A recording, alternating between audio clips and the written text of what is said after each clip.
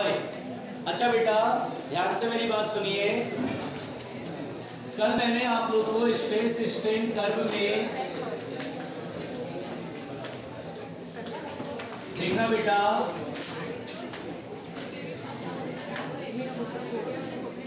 सुनो, stress strain curve में सबसे पहली बात तो ये स्ट्रेन है और ये स्ट्रेस है। स्ट्रेस स्ट्रेन कर्व में यहां ध्यान दीजिएगा, ये स्ट्रेट लाइन है बेटा शांत। यहां तक हम लोगों ने बात कर लिया था, ये एक पॉइंट है। यहां के बाद ये थोड़ा कर्व हो जाता है बी तक, बी को बोलते हैं इलास्टिक लिमिट। उसके बाद स्ट्रेन बहुत तेजी से बढ़ता है। शांत रहिएगा, ध्यान से सुन लीजिए, आराम से सुनिएगा बेटा। इस वाले को रीजन को बोलते हैं इलास्टिक रीजन। क्या बोलते हैं इसे? Elastic region. और इसे बोलते हैं इलास्टिक रीजन। बेटा बात नहीं करो प्लीज,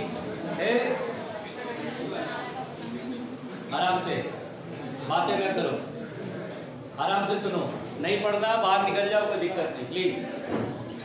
देखिए स्ट्रेस स्ट्रेन कर्व में बेटा हमारे पास ये है कि इलास्टिक रीजन है और ये प्लास्टिक रीजन है। ये देखिए ओ से ए तक हुक स्लो ओबे कर रहा है, इसलिए स्ट्रेट लाइन है। ए से बी तक में हुक स्लो ओबे नहीं हो रहा है, लेकिन फिर भी इलास्टिसिटी प्रेजेंट है। बी को हम लोग क्या बोलते हैं बेटा? Elastic limit. सुनिएगा ध्यान से, बी को बोलते हैं इलास्टिक लिमिट। आराम से सुनना, या इसी को बोलते हैं यील्ड पॉइंट। क्या बोलते हैं बेटा? Yield point. देखिए हर बॉडी की अपनी एक इलास्टिक लिमिट होती है। हर बॉडी का अपना एक बी पॉइंट जरूर होगा, यील्ड पॉइंट होगा, किसी का कम किसी का ज्यादा, लेकिन जरूर होगा। ओके, यहाँ पर भैया बात नहीं करो यार, बार बार बोल रहा हूँ बात नहीं करो। अब ध्यान से देखिए, यहाँ तक बेटा सब कुछ ठीक है, नॉर्मल कहानी यहाँ तक। यहाँ से यहाँ तक में देखिए, अगर आप वायर पे लोड याद करिए, कल जो वायर बनाया था मैंने, उस पे लोड अगर आप और बढ़ा देते हैं तो स्ट्रेन फिर बहुत तेजी से बढ़ता है, स्ट्रेस फिर धीरे धीरे बढ़ता है ना। यहाँ पर बॉडी में इलास्टिक रीजन क्रॉस कर गया, प्लास्टिक रीजन आ गया, यानी कि अगर आप सारे वेट हटा दोगे तो ये वायर वापस ओरिजिनल लेंथ में नहीं आ पाता है। ये जो वायर मैंने बनाया था, इसमें मैं लोड टांग रहा था, इसी लोड की बात कर रहा, लोड ऐसे डालते रखते जाइए इसमें, तो यहाँ पर बेटा ये जो है इस रीजन में आने के बाद सारे लोड हटा देंगे, दैट इज अनलोड कर देंगे, तो भी परमानेंट डिफॉर्मेशन मिलेगा। सी पॉइंट को बोलते हैं ब्रेकिंग पॉइंट। और यहाँ पर समझने वाली बात क्या है कि सी पॉइंट पर वायर में सबसे बड़ा स्ट्रेस होता है, and this stress is called the breaking stress. इस पॉइंट को हम बोलते हैं बेटा ब्रेकिंग स्ट्रेस। आराम से सुनिएगा, this is called the breaking stress. इस पॉइंट को बोलते हैं बेटा ब्रेकिंग स्ट्रेस, यानी कि इतना से ज्यादा स्ट्रेस डेवलप नहीं हो सकता है। इससे ज्यादा बड़ा स्ट्रेस डेवलप होगा, मतलब आप लोड ज्यादा रखेंगे तो वायर लिक्विड की तरफ फ्लो करके डी पॉइंट पर अलग हो जाएगा। इस डी पॉइंट पर वायर पूरी तरह से टूट चुका है। सी से डी तक अगर बोलेगा कि ये नेचर क्या शो कर रहा है, तो सी से डी तक पूछा जाता है अगर बेटा, तो हम बोलेंगे कि ये सी से डी का मतलब ये हुआ वायर में स्ट्रेन तेजी से बढ़ रहा है और स्ट्रेस तेजी से डिक्रीज हो रहा है। लेंथ बढ़ रही है वायर की, लेकिन टेंशन बड़ी तेजी से डिक्रीज होता जा रहा है। इस समय जिस पॉइंट पर टूटेगा उस पॉइंट पर ऐसे करके वायर लिक्विड की तरफ खींचता चला जाएगा और डी पॉइंट पर टूट जाएगा। तो सी जो है इसको हम बोलते हैं breaking stress. This is the breaking stress. यहां पर मैं ये बात करना चाहता हूं बेटा, ध्यान से मेरी बात सुनिएगा। मैं इस पॉइंट पे ये बोलना चाहता हूं कि ये जो ब्रेकिंग स्ट्रेस होता है ये हमारा इंटरेस्टिंग पॉइंट है इस ग्राफ में। ब्रेकिंग स्ट्रेस ये हमारा एक जो है कि इसमें क्वेश्चंस मिलते हैं, ब्रेकिंग स्ट्रेस पर क्वेश्चन मिलते हैं। कॉन्सेप्ट क्लियर रहेगा तो तुरंत क्वेश्चन का आंसर समझ में आ जाएगा कैसे बनाएंगे। देखिए ब्रेकिंग स्ट्रेस ये बेटा द मैक्सिमम स्ट्रेस जो वायर में डेवलप हो सकता है, उससे ज्यादा नहीं डेवलप हो सकता है। ब्रेकिंग स्ट्रेस करो, उसके बाद आफ्टर दैट वायर ब्रेक कर जाएगा, इसलिए नाम पड़ा ब्रेकिंग स्ट्रेस। देखिए breaking stress depends upon the material. Breaking stress depends upon the material. Iron का अपना एक ब्रेकिंग स्ट्रेस होगा, आराम से सुनिएगा। कॉपर का अपना एक ब्रेकिंग स्ट्रेस होगा। मटेरियल अलग अलग होने से ब्रेकिंग स्ट्रेस अलग अलग होगा। मजे की बात ये बेटा कि ब्रेकिंग स्ट्रेस जो होता है, पहले तो स्ट्रेस का जो डेफिनेशन है वो हम जानते हैं, force upon area, force per unit area of cross section, है ना बेटा। ध्यान से सुनिएगा, ब्रेकिंग स्ट्रेस जो होता है बेटा यूनिट एरिया पर मैक्सिमम कितना फोर्स लग रहा है वो बताता है। यूनिट एरिया पर मैक्सिमम फोर्स ये बताता है। जैसे सुनिए, अगर मैं बोलूं कि ये कोई वायर है, ये कोई वायर है बेटा, ध्यान से सुनिए। अब मैंने कहा ये वायर है, ये रेडियस r है और वही मटेरियल का वायर है और जिसका रेडियस मैंने 2r कर दिया। ध्यान से सुनिएगा, यानी कि क्रॉस सेक्शनल एरिया इसका ये है और इसका क्रॉस सेक्शनल एरिया मैंने ज्यादा कर दिया। रेडियस देखिए r है और इसका रेडियस 2r है। बोलेगा किसका? अच्छा, दोनों का मटेरियल सेम है, तो हमसे ये कहेगा कि बताइए ब्रेकिंग स्ट्रेस किसमें ज्यादा रहेगा। तो बोलेंगे breaking stress area of cross section पर डिपेंड नहीं करता है, it depends only upon the material. अगर थोड़ा अंदर की बात समझो, जरा ध्यान से डेप्थ में सोचो, तो ब्रेकिंग स्ट्रेस क्या होता है? यूनिट एरिया पर मैक्सिमम फोर्स। जैसे ये मटेरियल है आयरन का, ये भी आयरन का है, समझिए ध्यान से, आयरन का है, ठीक है ना। तो कहने का मतलब होता है यूनिट एरिया पर मैक्सिमम फोर्स। अगर मैंने बोला कि यूनिट एरिया पर मैक्सिमम फोर्स 10 न्यूटन पर मीटर स्क्वायर है, एक एग्जांपल से समझे तो ज्यादा आसान लगेगा और समझ में आएगा। 1 मीटर स्क्वायर पर मैक्सिमम फोर्स 10 न्यूटन का लग सकता है। 1 मीटर स्क्वायर में मैक्सिमम फोर्स 10 न्यूटन, ये फिक्स्ड हो गया। अब अगर यहां पर मैंने बोला कि इसका एरिया 1 मीटर स्क्वायर है, बेटा पंखे से कोई परेशानी तो नहीं है? बंद कर दो भाई, बंद कर, और पंखा दो, एक मिनट बंद करो भैया, जाके प्लीज क्लास में पढ़ाई कर लो, टाइम बहुत खराब हो जाता है। प्लीज भैया जाओ, पंखा बंद कर दो। और जिनको भी ज्यादा दिक्कत आ रही है, गर्मी उर्मी लग रही है, तो बाहर जाइए, धूप में लौटिए, ऊपर टंकी है पानी में। और एक बात और, ऊपर छत पे टंकी लगा हुआ है और वो भी टंकी छोटा मोटा नहीं, पता नहीं 2000-3000 लीटर का लगा हुआ है। उसमें जाइए, बढ़िया से डुबकी लगाइए मजेदार तरीके से और मुंडी को ऊपर करके बाकी लोगों को पढ़ने दीजिए, जा दीजिए। अच्छा देखिए, मैं ये समझाना चाह रहा था, बहुत ध्यान से सुनिएगा। Breaking stress only depends upon the material. आप इसको थोड़ा और अच्छे से समझो तो ऐसे समझो बेटा, बहुत आराम से सुनना। यूनिट मीटर स्क्वायर में 10 न्यूटन का मैक्सिमम फोर्स लगेगा, तो वो फिक्स हो गया। अगर 1 मीटर स्क्वायर एरिया है, इसका एरिया 1 मीटर स्क्वायर है, तो इसमें मैक्सिमम टेंशन जो डेवलप हो सकता है वो 10 न्यूटन हो सकता है। 10 न्यूटन से ज्यादा डेवलप नहीं होगा। इसमें जो तुम लोड डालोगे वो इतना लोड डालो कि अधिक से अधिक 10 न्यूटन तक के लोड को ये बैलेंस कर सकता है। 10 न्यूटन से ज्यादा लोड इस पे रखोगे, टांगोगे, तो ये टूट जाएगा। दरअसल क्या होता बेटा, 1 मीटर स्क्वायर में जो बॉन्ड होते हैं आयरन के अंदर वो फिक्स है। मान लो कि 2 बॉन्ड पड़ते हैं, वो दोनों बॉन्ड मिलकर के 10 न्यूटन फोर्स लगा रहे हैं, तो इसके यूनिट एरिया में भी 2 ही बॉन्ड पड़ेंगे क्योंकि मटेरियल सेम है। अब सोचिए, ये यूनिट मीटर स्क्वायर, इसमें 2 ही आयरन के बॉन्ड पड़ रहे हैं, लेट अस सपोज। अब ये दोनों बॉन्ड मिलकर के मैक्सिमम इसके अंदर जो धागे की तरह, स्प्रिंग की तरह है, वो मिलकर के 10 न्यूटन प्रोड्यूस करते हैं। तो हर यूनिट एरिया में 2 ही बॉन्ड आएंगे और उतना मैक्सिमम 10 न्यूटन ही प्रोड्यूस कर सकेंगे। तो यहां पर बेटा अगर मुझसे कहा जाए कि सर ब्रेकिंग स्ट्रेस पर क्या असर पड़ेगा, क्या इफेक्ट होगा अगर मैं एरिया ऑफ क्रॉस सेक्शन ज्यादा कर लूं, तो मैं बोलूंगा एरिया ऑफ क्रॉस सेक्शन ज्यादा करने से ब्रेकिंग स्ट्रेस पर कोई असर नहीं पड़ेगा, क्योंकि स्ट्रेस बोलने का मतलब ही होता है यूनिट एरिया में बात करना। स्ट्रेस बोलने का मतलब ही होता है यूनिट एरिया में बात करना। तो यूनिट एरिया में मैक्सिमम जो फोर्स है वो तो वही रहेगा। अब इतना बड़ा एरिया है, क्रॉस सेक्शनल एरिया ज्यादा है, फिर भी स्ट्रेस बोला यानी यूनिट एरिया की बात करनी है। यूनिट एरिया में 10 न्यूटन, अगर इसका एरिया 4 टाइम्स है तो 40 न्यूटन अपने आप मैक्सिमम फोर्स होगा। 40/4 डिवाइड करोगे वापस 10 पर आ जाओगे, यूनिट एरिया में 10 न्यूटन ही लगेगा। तो स्ट्रेस बोलने से हम बोलेंगे सर स्ट्रेस जो होता है वो ना तो एरिया ऑफ क्रॉस सेक्शन पर डिपेंड करेगा, ना ही लेंथ ऑफ द वायर पर डिपेंड करेगा, ना ही वॉल्यूम पर डिपेंड करेगा। Breaking stress is a fixed quantity and depend only upon the material. हाँ, अगर क्वेश्चन में थ्योरेटिकल सवाल में आपको ये पूछ लिया जाए बेटा कि ब्रेकिंग फोर्स, तो हम बोलेंगे ब्रेकिंग फोर्स अलग चीज है, टेंशन स्ट्रेस अलग है। स्ट्रेस में यूनिट एरिया में बात करते हैं, ब्रेकिंग फोर्स तो हम बोलेंगे देखो सर ब्रेकिंग फोर्स देखो कैसे करेंगे।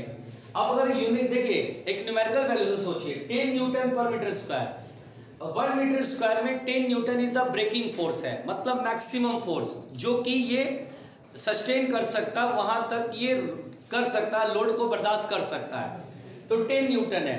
अब आप देखिए 1 मीटर स्क्वायर है, आपसे पूछा कितना लोड हम टांग सके ताकि ये वायर टूटे नहीं, तो हम बोलेंगे यार 10 न्यूटन लोड तुम टांग सकते हो क्योंकि इसका ब्रेकिंग फोर्स 10 न्यूटन का है। अगर मैं बोलूं कि यार ये 4 मीटर स्क्वायर हो गया एरिया, क्या होगा ब्रेकिंग स्ट्रेस पर क्या असर पड़ेगा, तो बोलेंगे सेम रहेगा, ब्रेकिंग स्ट्रेस सेम रहेगा। ब्रेकिंग फोर्स तो बोलेंगे 1 मीटर स्क्वायर में 10 न्यूटन, 4 मीटर स्क्वायर में 40 न्यूटन।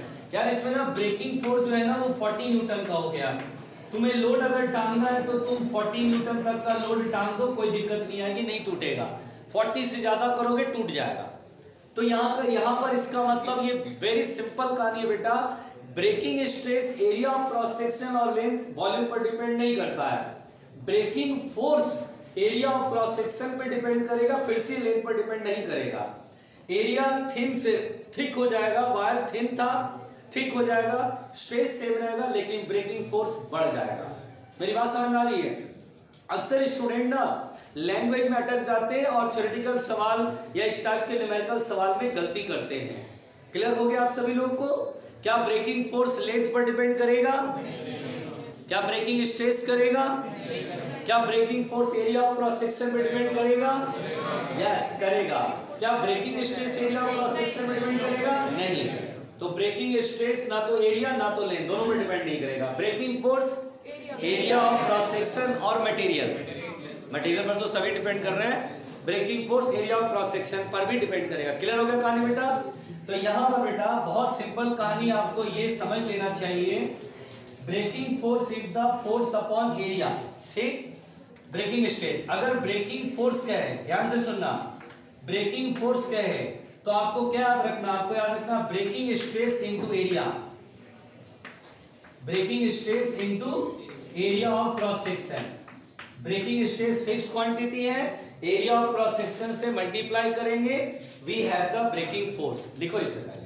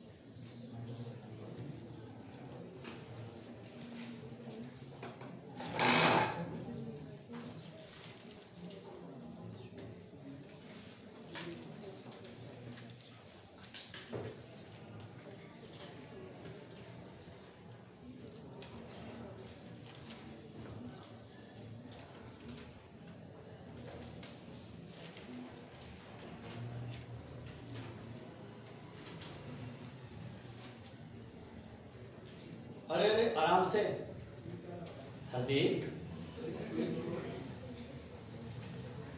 हो गया?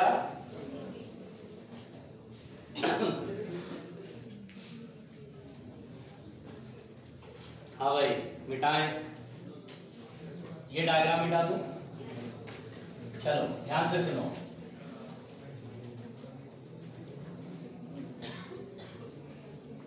अगर मैं आपसे बोलूं बेटा ब्रेकिंग स्ट्रेस, तो क्या बोलेंगे? ब्रेकिंग स्ट्रेस मटेरियल पर डिपेंड करेगा।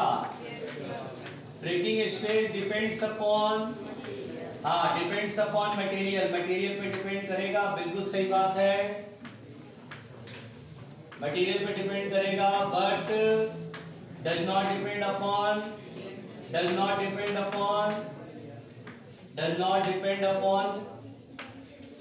Upon area of cross section and length, area of cross section and length पर डिपेंड नहीं करेगा। जबकि ब्रेकिंग फोर्स, बताइए किस पर डिपेंड करेगा? ब्रेकिंग फोर्स किस पर डिपेंड करेगा बेटा? डिपेंड्स अपॉन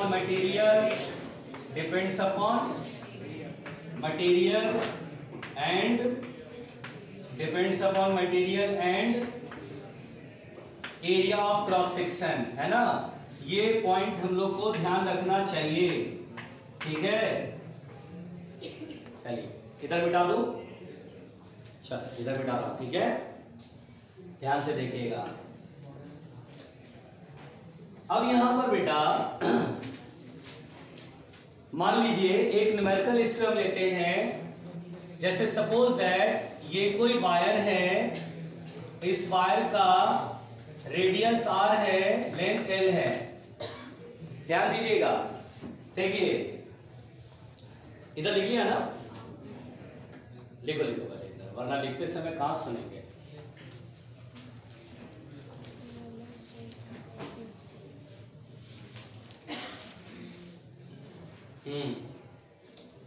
ठीक है, चलिए अगर एक वायर है जिसका रेडियस r है, लेंथ l है, ये W वेट मैक्सिमम अपने लोड को, मैक्सिमम लोड तक ये सस्टेन रह पाता है विदाउट ब्रेकिंग। ये W वेट को सह सकता है, इस पर मैक्सिमम W वेट आप टांग सकते हैं।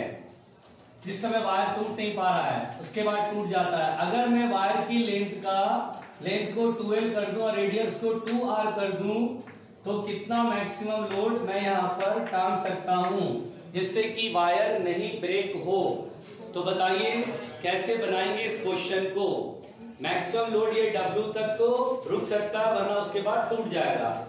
मैंने दूसरा वायर लिया, मटेरियल सेम है, सेम मटेरियल का दूसरा वायर लिया, लेकिन उसका रेडियस मैंने कितना कर दिया 2R और लेंथ क्या कर दिया 2L। तो आपको बताना है अब ये मैक्सिमम कितना लोड जो है वो यहाँ पर टांग सकते हैं जिससे कि वायर न टूटे विदाउट ब्रेकिंग। मुझे आंसर चाहिए, आंसर है 2W 3W 4W 8W 2W 4W 8W 16W ऐसे दिया answer. 2W 4W 8W 16W 8W 2W 4W। अच्छा तो देखिए इस क्वेश्चन को बहुत आराम से बनाएंगे। देखिए हम ऐसे बोलेंगे, ब्रेकिंग स्ट्रेस P मान लेते हैं, तो बोलेंगे सर इसका जितना ब्रेकिंग स्ट्रेस है इसका भी उतना ही ब्रेकिंग स्ट्रेस होगा, मटेरियल सेम है इसलिए। अब हम जानते हैं breaking force is equal to breaking stress into area of cross section.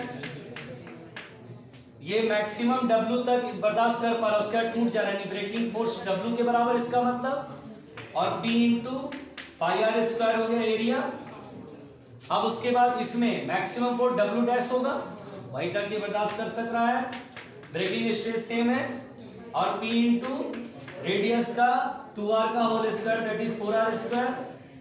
अगर आप ध्यान दीजिए बेटा दोनों को डिवाइड करेंगे तो W डैश अपॉन W क्या 4 आएगा, तो W डैश की वैल्यू कितना होगा 4 टाइम्स ऑफ द W, यानी बेटा आप अब की बार 4W तक टांग सकते हैं। तो अगर मेरे को लोड की लिमिट बढ़ानी हो कि ज्यादा लोड वो झेल सके तो लेंथ बढ़ाना चाहिए कि रेडियस बढ़ाना चाहिए, यानी वायर को थिक करना ज्यादा सही रहेगा, वायर को थिक करना ज्यादा सही रहेगा, लेंथ बढ़ाने से कोई फायदा नहीं है। क्लियर हुआ ये कहानी? ब्रेकिंग स्ट्रेस समझ में आ गया सबके?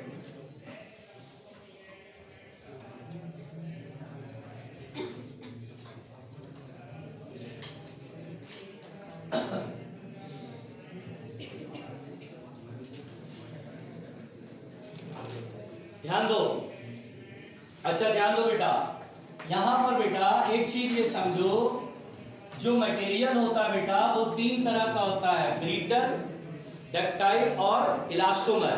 ध्यान से सुनो, ये जो ब्रिटल होता है बेटा, इसमें स्ट्रेस स्ट्रेन कर्व में ब्रिटल क्या होता है कि उसका जो प्लास्टिक रीजन होता है वो कम होता है। यानी देखिए ये हुक स्लॉ हो रहा है, ये थोड़ा सा मुड़ गया, फिर भी इलास्टिसिटी मौजूद है। लेकिन जो ब्रिटल होता है वो जल्दी टूटता है, मतलब उसका जो ये वाला जो प्लास्टिक वाला रीजन होता है नैरो होता है। जबकि अगर कोई बोलेगा डक्टाइल है, तो डक्टाइल में क्या होगा, जो प्लास्टिक रीजन होगा वो ब्रॉड होगा, है ना। देखो ये नैरोर है और इसमें डक्टाइल में क्या होगा, ये गया, ये यहाँ तक प्लास्टिक इलास्टिक रीजन है। और क्या होगा, जो डक्टाइल होता है उसमें कहानी होता है कि आप उसको स्ट्रेन बढ़ाते जा रहे हो, वो टूट ही नहीं रहा, उसमें बहुत ज्यादा देर जाने के बाद टूटता है। ठीक है, देखिए यहाँ पर जाके पूरा टूटेगा, जिसमें टूट कर अलग हो जाए उसमें स्ट्रेन इतना मिलेगा, इसमें स्ट्रेन इतना ही मिला जब टूटा ही अलग हुआ, और यह इतने स्ट्रेन के बाद जाके अलग होते हैं वायर। तो देखिए इसीलिए यहाँ पर बेटा मेरी बात सुनिएगा, यहाँ पर बेटा ये जो इसको बोलते हैं डक्टाइल है और ये बोलते हैं ब्रिटल है। ध्यान दीजिएगा, तो ब्रिटल में आपने क्या सीखा जल्दी बताओ, प्लास्टिक रीजन नैरो होगा, और डक्टाइल में क्या होगा, प्लास्टिक रीजन ज्यादा होगा। ठीक, फिर सुनिए यहाँ पर ध्यान से मेरी बात सुनिए, समझिए ध्यान से। देखिए यहाँ पर बेटा रबर बेसिकली हम उसको बोलते हैं कि रबर एक ऐसा होता है, सुनिएगा मेरी बात सुनिए, रबर दरअसल हुक स्लॉ ओबे करता ही नहीं है। रबर एक ऐसा मटेरियल है जो हुक स्लॉ ओबे नहीं करता है, लेकिन इन द न्यूमेरिकल हम लोग क्वेश्चन जब भी रबर का देखते हैं तो वो लिख देगा कि suppose Hooke's law is obeyed, ऐसे करके, नहीं भी बोलता तो भी हम वैसे करके हुक स्लॉ के हिसाब से बनाते हैं। लेकिन वास्तविकता में, रियलिटी में रबर जो होता है यशु एक इलास्टोमर होता है। रबर क्या होता है यशु, इलास्टोमर, यानी कि वो हुक स्लॉ ओबे नहीं करता है। दरअसल उसमें क्या होगा, बिल्कुल ध्यान से देखिएगा, मेरी बात ध्यान सुनिएगा। अगर उसमें स्ट्रेस स्ट्रेन कर्व अगर हम खींचें तो स्ट्रेस स्ट्रेन कर्व ऐसा होता है, ध्यान से सुनिएगा। कहीं पर भी आपको स्ट्रेट लाइन नहीं मिल रहा है, कहीं पर भी आपको स्ट्रेट लाइन, मेरी बात सुनिए, कहीं पर भी आपको स्ट्रेट लाइन नहीं मिलेगा। बात समझ में आ रही है? क्या होगा बेटा, मेरी बात समझिएगा, इलास्टोमर की खासियत क्या है। इलास्टोमर की खासियत ये होती है कि जब आप रबर को खींचते हैं, है ना, इससे स्ट्रेच किया और छोड़ा, वापस आया, तो क्या होता है कि जब एक बार खींचना और फिर वापस आना, इसको कहते हैं वन साइकिल। तो स्ट्रेन डेवलप हुआ यानी डिफॉर्मेशन हुआ, और फिर वापस आना यानी वापस ओरिजिनल लेंथ में आना। तो क्या होता है, जैसे ही एक साइकिल कंप्लीट होता है तो ये देखा जाता है कि रबर में एक सम परमानेंट लेंथ का डिफॉर्मेशन मिलता है। आ तो गया, लेकिन अगर आप उसे ठीक से देखोगे तो there is some permanent deformation, वो उतने ओरिजिनल लेंथ में नहीं आ पाता है जो एक इलास्टिक वायर एक्चुअली में आता है। खींच के छोड़ोगे आएगा, लेकिन हल्का सा लेंथ, हल्का सा डिफॉर्म हो जाएगा, फिर छोड़ोगे फिर हल्का सा डिफॉर्मेशन। जैसे क्या होता है, कोई भी रबर पैड होता है जिसपे हैवी लोड ऐसे आके गिरता है, फिर ऐसे उठता है, फिर गिरता है, तो कई दिनों तक उस रबर पैड पर हैवी लोड गिरता है तो उसमें निशान पड़ जाते हैं, गड्ढे पड़ जाते हैं, गड्ढे पड़ जाते हैं। एक्चुअली रबर की खासियत होती है, रबर को विद इन इलास्टिक लिमिट ही मैं स्ट्रेच कर रहा हूँ और फिर छोड़ता हूँ। और एक तो सबसे पहली बात तो रबर में कोई प्लास्टिक रीजन नहीं होता है। अब रबर को आप देखिए, खींचिएगा तो कभी आप देखिए इलास्टिक लिमिट से ज्यादा खींचने पर वो रबर वैसे ही रह जाता है, कभी ऐसा देखा है आपने? नहीं, रबर में कोई प्लास्टिक रीजन नहीं होता। अगर आप स्प्रिंग को खींचते हो, ज्यादा खींचते हो तो स्प्रिंग उतने लेंथ में रह जाता है। रबर के साथ कभी ऐसा नहीं होगा, रबर प्लास्टिक रीजन उसमें होता ही नहीं है।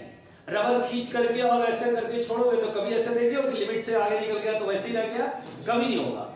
रबर जो है ना तो हुक स्लॉ में करेगा और ना ही उसमें प्लास्टिक रीजन होगी। वो अगर आपने उसे ज्यादा खींच दिया तो सीधा टूट जाएगा, और टूटेगा तो जो टुकड़ा बनेगा वो टुकड़ा वापस ऐसे आ जाएगा, ठीक है ना। तो यहाँ पर क्या होता है, सबसे पहली बात तो रबर को खींचना फिर छोड़ना, फिर खींचना फिर छोड़ना। तो रबर कभी भी प्लास्टिक रीजन नहीं होता है। लेकिन जब रबर अपने ओरिजिनल लेंथ में आता है तो हम नॉर्मल जो इलास्टिक वायर देखते हैं उसको अगर हम खींचते हैं और छोड़ते हैं तो हम देखते हैं वापस अपने सेम लेंथ में आता है। रबर के साथ ऐसा नहीं है, रबर को बार बार इस्तेमाल करोगे ना तो रबर गर्म हो जाती है। रबर को बार बार छोड़ोगे, फिर खींचोगे, छोड़ोगे, फिर खींचोगे, छोड़ोगे तो रबर गर्म हो जाएगी कुछ देर तक। जैसे कि 2000 साइकिल आपने किया तो देखिए रबर गर्म हो जाती है। जो अच्छा स्टील वायर होगा वो नहीं गर्म होगा, लेकिन रबर गर्म हो जाएगी। तो कारण क्या होता है बेटा, जब आप खींचते हैं और छोड़ते हैं, तो खींचते हो तो उसमें एनर्जी स्टोर होती है, स्प्रिंग को खींचते हो तो उसमें एनर्जी आती है, जब वो छोड़ता है तो वो एनर्जी वापस लूज कर देती है। लेकिन वो क्या होता है, जब वापस छोड़ते हैं तो रबर में हल्का सा परमानेंट डिफॉर्मेशन बहुत छोटा सा रहता है, यानी वो एनर्जी 100 जो लिया, जब ओरिजिनल में आया तो एनर्जी पूरी लूज नहीं कर पाती है। 100 में से 99 छोड़ दी, 1 रख लेगी, 1 जूल। हर साइकिल में एनर्जी कुछ न कुछ रखती जाएगी, स्टोर करती जाएगी, और वही स्टोर होते होते एक टाइम पे बहुत सारी एनर्जी इकट्ठा हो जाता है, जो कि इंटरनल एनर्जी के फॉर्म में अपेयर होता है, दैट इज टेम्परेचर के फॉर्म में, और हम बोलते हैं कि वो रबर गर्म हो गया। कोई भी ब्रिज बनाते हैं तो ब्रिज में जहाँ पिलर होता है, कहाँ होता है पिलर, तो पिलर के ऊपर रबर पैड लगाया जाता है और फिर उसके ऊपर रोड जाती है।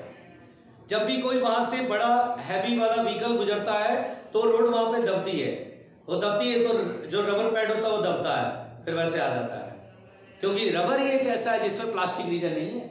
अगर वहां बोलो सर ऐसा करते हैं, वहां पे स्प्रिंग लगा देते, या वहां पर सर ऐसा करते कि कोई इलास्टिक मटेरियल रख देते, तो इलास्टिक मटेरियल में जब भी डिफॉर्मेशन एक लिमिट से ज्यादा होता है वो परमानेंट डिफॉर्मेशन हो जाता है, रबर में नहीं होता है। हमें क्या पता वो उस ब्रिज के ऊपर से कितना हैवी लोड गुजर जाएगा, हमें क्या पता है ना। साइकिल वाला भी गुजरता है और एक बड़ा बड़ा ट्रक भी गुजरता है, जिसमें कई सारी कार लेकर के बड़ा सा एक हैवी व्हीकल भी जाता है। देखो वो बड़ा सा व्हीकल, जिसमें मैं तो देखा एक बड़ा सा ट्रक, उसमें 10-12 नहीं 5-7 ट्रैक्टर लोड करके ले जा रहा है, आपने देखा है वो?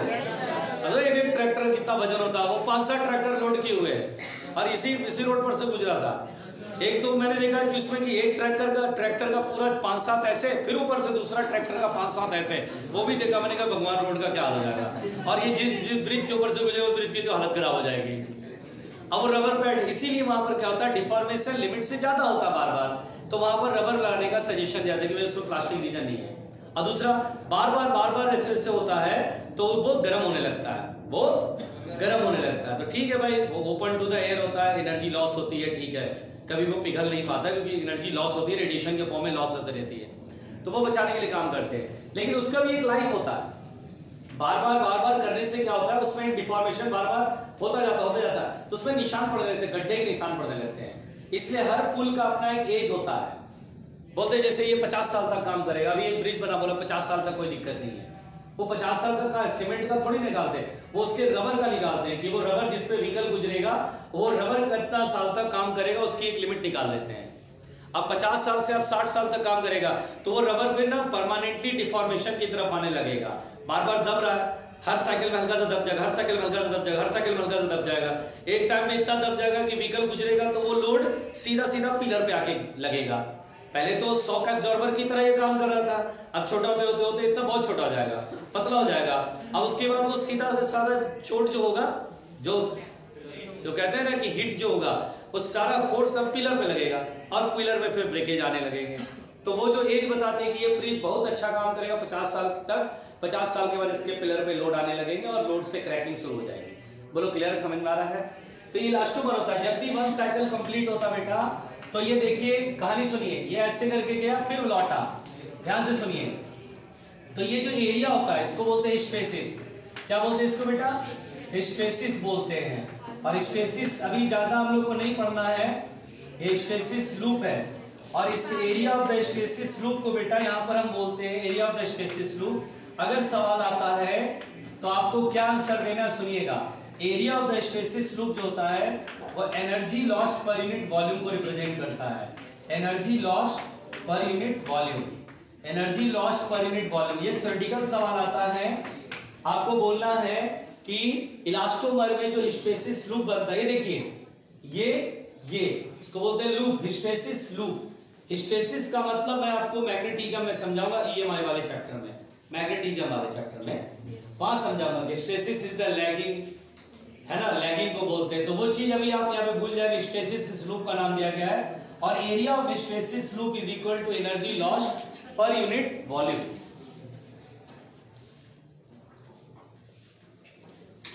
ये इलास्टोमर है, ये डक्टाइल है, ये इलास्टोमर, रबर एक इलास्टोमर है।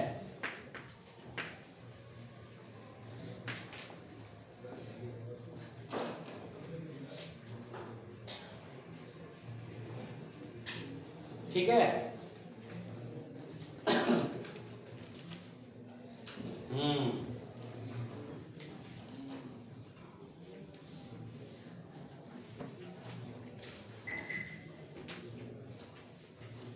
तो हीट के लिए तैयार है आप लोग? कल से क्लास में हीट चलेगा, कल से क्लास में है। अच्छा फिर उसके बाद पंखे चलेगा।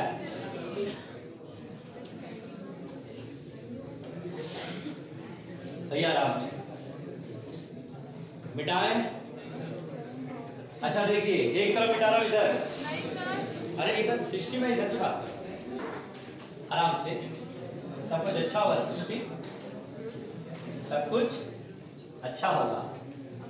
देखिए पॉइजन रेशियो, पॉइजन वो वाला नहीं है, पॉइजन नाम है, ठीक है। पॉइजन खाता भी था, पॉइजन पीता भी था, ठीक है, लेकिन मारता नहीं था। अच्छा वो पॉइजन नहीं बेटा, ये जान नहीं लेता। हाँ फिर तो पॉइजन हो चाहिए अंगो, यार तो सभी मारते हैं। खैर सुनिए, न्यूटन ने कहा कम बगैर। देखिए भाई पॉइजन रेशियो क्या है, चैप्टर फिनिश, इसके बाद ये पॉइजन रेशियो डील कर लेते हैं अच्छे से, उसके बाद चैप्टर फिनिश, फिर सवाल करते हैं अभी बेटा, ठीक है।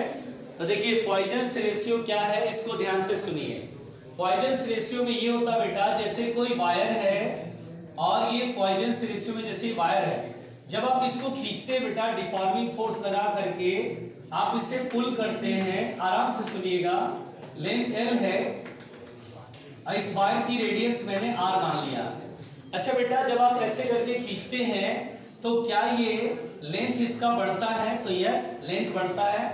मान लीजिए लेंथ डेल्टा L से बढ़ गया, लेकिन अगर आप ध्यान दे पा रहे हो तो क्या इसका रेडियस R के बराबर रहेगा क्या? नहीं, अगर लेंथ बढ़ेगा तो रेडियस क्या होगा? कम होगा, R माइनस डेल्टा R हो जाएगा, यानी लेंथ बढ़ेगा तो रेडियस छोटा हो जाएगा। और अगर आप इसे अंदर की तरफ कंप्रेस करेंगे तो लेंथ कम होगा तो रेडियस बढ़ जाएगा। तो यहाँ पर बेटा पॉइजन रेशियो को सिग्मा से रिप्रेजेंट करते हैं, बड़ा प्रॉब्लम है भाई।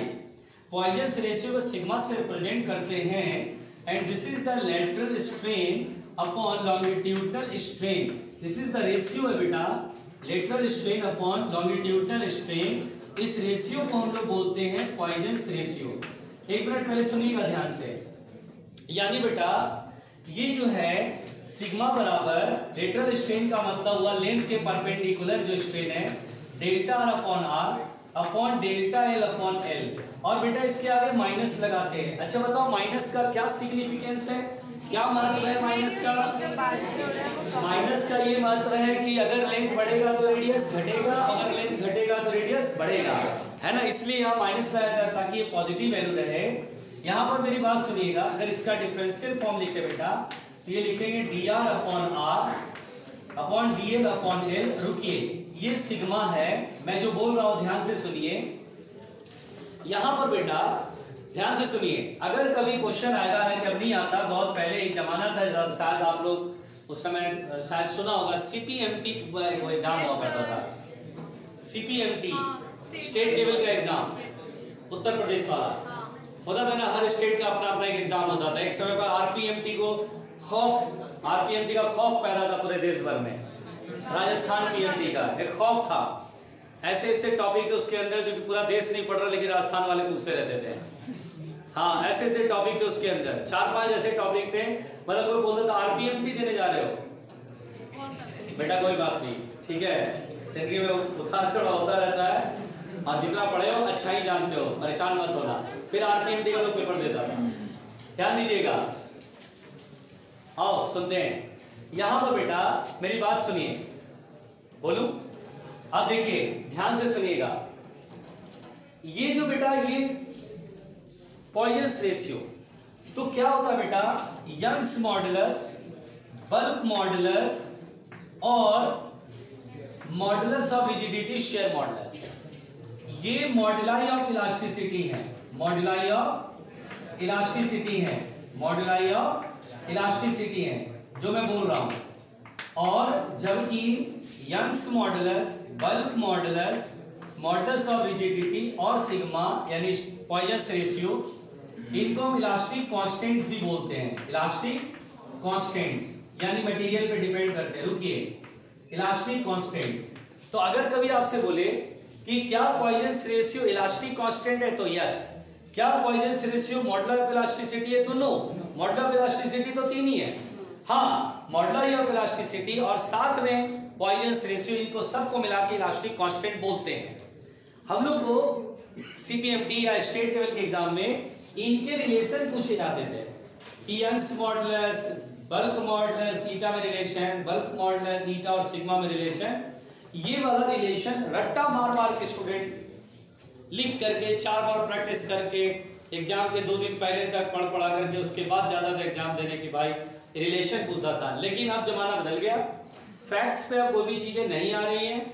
वो कहते हैं ना फैक्ट्स कि सर इनका रिलेशन क्या, उसका एक बहुत ही लंबा चौड़ा डेरिवेशन होता था, वो कभी नहीं पढ़ते थे लोग। केवल उसका किताबों में भी फॉर्मूला लिखा रहता था कि रिलेशन है, रट्टा मार लो, ठीक है ना। अब वो रट्टा मार मार के जाते थे। लेकिन अब जब से नीट होने लगा, एनटीए नेशनल टेस्ट एजेंसी जब एग्जाम लेने लगी, उन्होंने फैक्ट्स वाले क्वेश्चन फिजिक्स के अंदर तो बंद कर दिए, स्पेसिफिक फिजिक्स के अंदर तो बंद कर दिए। अब वो सारे एनालिटिकल क्वेश्चन आने लगे। यानी कि अब आपसे ये नहीं पूछेगा कि ये रिलेशन क्या होता है, बल्कि आपको इसके ऊपर एनालिटिकल सवाल आ जाएगा। यानी कोई भी फैक्ट्स पर सवाल अब आना नहीं है। तो खैर यहाँ पर बेटा बहुत ध्यान से इनका जो रिलेशन है जरा किताब में देख लीजिए। अच्छा, नोट नहीं किया था तो करो ना। लोग क्या मतलब बैठे बैठे क्या रहते हो, आराम से सिर देना, आराम से पानी पीना। क्या जूठा नहीं है, क्या मिला आराम से बेटा। उसके बाद पता चला कि मैं यही घूमते हुए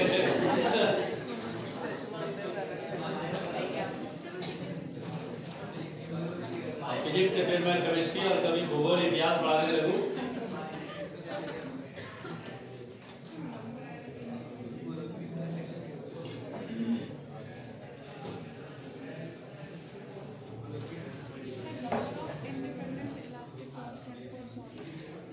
क्या इतना बड़े भारी भरकम वर्ड बोलोगे तो हम समझेंगे।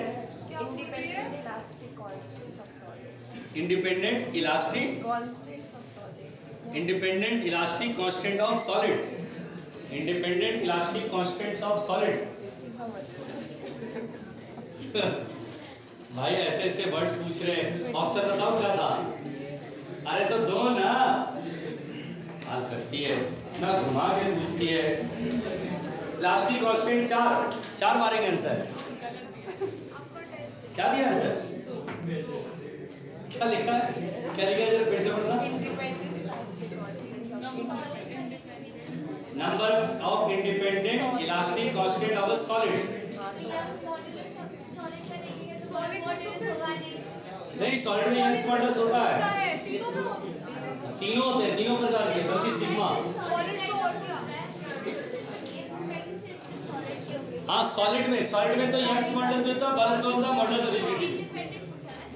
इंडिपेंडेंट हाँ सॉलिड तो यंग्स में और फिर उसमें। एक मिनट ये बच्ची, एक सवाल है बेटा, जरा सुनिए आप सभी लोग, जरा देना आप सभी लोग जरा सुनिए। इसमें एक सवाल थ्योरेटिकल पूछा है, the number of independent elastic constants of a solid. Solid में इंडिपेंडेंट इलास्टिक कांस्टेंट कितने हैं?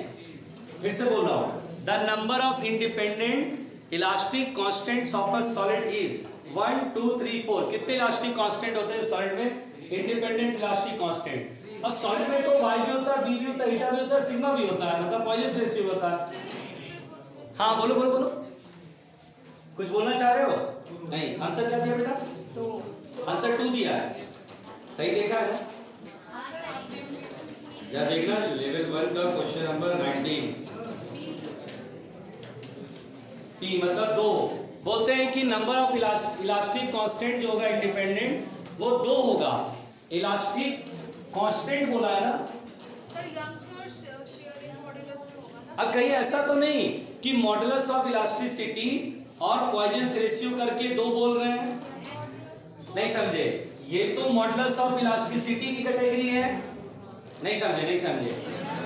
ये मॉडुलस ऑफ इलास्टिसिटी और ये पॉइजन रेशियो, यानी 2 तरह का होगा, एक मॉडुलस ऑफ इलास्टिसिटी और एक पॉइजन रेशियो। और वो उसमें जो मॉडुलस ऑफ इलास्टिसिटी होता है वो 3 तरह का होता है। मतलब जब आप खींचोगे जैसे यहाँ, तो यहाँ पर यंग्स मॉडुलस, पॉइजन रेशियो। जब आप वॉल्यूम वाला करोगे तो volumetric stress, bulk modulus, Poisson ratio. जब आप ट्विस्ट कर रहे होगे तो मॉडुलस ऑफ रिजिडिटी और पॉइजन रेशियो। अच्छा ये बात है, मतलब 2 का मतलब हुआ इंडिपेंडेंट, का मतलब हुआ कि मॉडुलस ऑफ इलास्टिसिटी और Poisson ratio, modulus of elasticity और पॉइजन रेशियो इंडिपेंडेंट होते हैं, एक दूसरे पर डिपेंड नहीं करते। ये दोनों डिपेंडेंट है, ये तीनों एक दूसरे पर डिपेंड करते रहते हैं। लेकिन यहाँ पर ये जो है ये इससे अलग है बिल्कुल। इंडिपेंडेंट बोलने का मतलब ये कैटेगरी और ये कैटेगरी 2 ऐसे है। नहीं आ रहा समझ में? नहीं आया ना? अच्छा बोलो क्या नहीं आया? क्या ऐसी बात थी जो तुम्हें क्लिक नहीं कर रहा? हाँ अच्छा 1 मिनट 1 सेकंड बताओ जरा, मुझे एक बात बताना बच्चों, एक छोटी सी बात बताओ कि अगर मैं ये क्यूब लेता हूँ, 1 मिनट रुकना, जब मैं ये क्यूब लेता हूँ, सुनिएगा प्लीज, और ऐसे करके फोर्स लगाता हूँ, तो क्या यहाँ पर फोर्स की वजह से मॉडुलस ऑफ रिजिडिटी वाला टेंजेंशियल स्ट्रेस डेवलप हो रहा है, और यहाँ पर क्या हो रहा है, ये जो स्ट्रेस पड़ा था लॉन्गिट्यूडनल वाला वो वाला डेवलप हो रहा है। इसकी वजह से ईटा का रोल है, इसकी वजह से यंग्स मॉडुलस का रोल है। इन दोनों को हम बोलते हैं डिपेंडेंट हैं, ये दोनों एक दूसरे पर डिपेंड करते हैं, है ना? तो यंग्स मॉडुलस और मॉडुलस ऑफ रिजिडिटी, ये जो 3 है वो एक दूसरे पर डिपेंड करते हैं। ये मॉडुलस ऑफ इलास्टिसिटी है, तीनों डिपेंडेंट है, इंडिपेंडेंट नहीं है। लेकिन पॉइजन रेशियो इसका डेफिनेशन ही अलग है, इसका डेफिनेशन अलग है, और ये तीनों एक जैसे हैं, stress upon strain, stress upon strain, stress upon strain, तीनों डिपेंडेंट है। तो ये तीनों को मिला के एक ग्रुप बनाया गया जिसे हम बोलते हैं मॉडुलस ऑफ इलास्टिसिटी। तो बोला सॉलिड में इंडिपेंडेंट कांस्टेंट, सॉलिड में इंडिपेंडेंट मतलब एक दूसरे पे डिपेंड ना करे वो कांस्टेंट। पॉइजन रेशियो का डेफिनेशन अलग है, इनका कॉन्सेप्ट यानी डेफिनेशन अलग है। इनमें स्ट्रेस अपॉन स्ट्रेन, इसमें longitude lateral upon longitudinal strain है, तो अलग अलग है, इसलिए डिपेंड नहीं कर रहे, इंडिपेंडेंट कांस्टेंट्स कहलाते हैं। अच्छा सोचो, जिसका यंग्स मॉडुलस बड़ा उसका बल्क मॉडुलस भी बड़ा बोल देते हैं, उसकी मॉडुलस ऑफ रिजिडिटी बड़ा बोल देते हैं। लेकिन ये और ये अलग अलग चीज है। अगर मैं बोलूं किसी का पॉइजन रेशियो बड़ा है तो हम ये नहीं कह सकते कि उसकी इलास्टिसिटी, मॉडुलस ऑफ इलास्टिसिटी बड़ी होगी, इसलिए ये अलग है, ये अलग है। अगर कोई मोर इलास्टिक होगा तो उसके तीनों बड़े होंगे, ये चीज Young's modulus, bulk modulus, modulus of rigidity. कोई कम इलास्टिक होगा तो इसके तीनों ये चीज छोटे होंगे। पॉइजन रेशियो अलग चीज है, आरी बात समझ में? तो इंडिपेंडेंट का मतलब ये है, ठीक? चलिए अब यहाँ पर बेटा किताब में क्या रिलेशन दिया, जरा वो रिलेशन बताना प्लीज। देखना तो किताब में क्या रिलेशन दिया बच्चों, देखो जरा मॉड्यूल या बुक में है कोई, देखो बोलो 3 बाई बराबर 1 बाई, हाँ बोलो y is equals to 3k 1 minus 2 sigma। रहने दो, ये लो नीचे लिखो, कहाँ है? नीचे हाँ यहाँ 9 by Y equal to 3 by eta plus 1 by B. 1 minute बेटा, यह रिलेशन केवल और केवल देखने दिखाने के लिए अब एग्जाम में नहीं पूछ रहा है। अच्छा चलो ये लोग भी रट लो, रटो क्या मतलब क्या लिख देता हूँ बस, इसमें मैं तुम्हारी कोई मदद, और ये नीट वाला भी, एनटीए वाले भी नहीं पूछ रहे, बोलते हैं बेटा ज्यादा बुद्धि मत लगाना, ठीक है? एक बार बस देख के जरूर जाना, हो सकता है कहीं पर मान लीजिए अब आज बोल रहे हैं, बस दावे के साथ तो नहीं बोल सकते ना, हम दावे के साथ तो नहीं बोल सकते कि पूछता है कि नहीं पूछता है। 90% से एवं है कि आज तक नहीं पूछा नीट जब से हुआ, लेकिन क्या पता इस बार नीट 2021 में सारे इतिहास पलट जाए, जो नहीं हुआ वो इस बार हो जाए, कौन जानता है भाई। हाँ